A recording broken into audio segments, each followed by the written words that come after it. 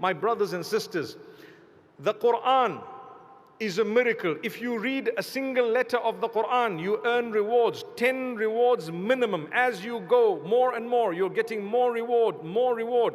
The Quran has in it an amazing, unique power.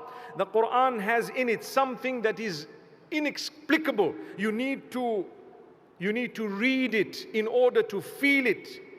And you will realize this is indeed the gift of Allah subhanahu wa ta'ala. Inna Allah la yarfa'u bihadha al-kitabi aqwaman wa yada'u bihi akharin. Through the same book, Allah elevates some people. And the same book, Allah drops some people. You are connected to it, Allah elevates you. Look at those who are reciters of the Quran. We know them, we named so many of them. What is your connection with them? It's only that they can recite the Quran in a beautiful, melodious way. What is another connection? No other connection.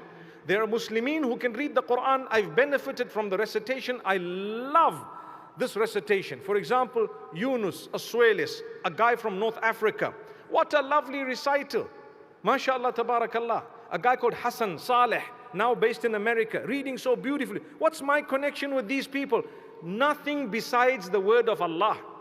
So Allah elevates people through the Quran, and then some are dropped through the same Quran. And that's why you find people, they spend their entire lives trying to find fault in the Quran. It started from the time of the Prophet ﷺ. They tried to find fault in the Quran, they couldn't. And they kept on picking on things, it's going to happen right to the end of time.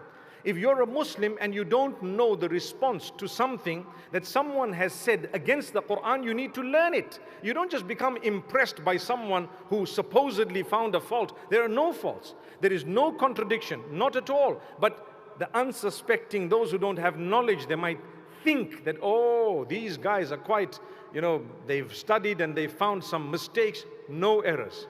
No errors, not at all. May Allah Almighty grant us the ability to understand how gifted we are.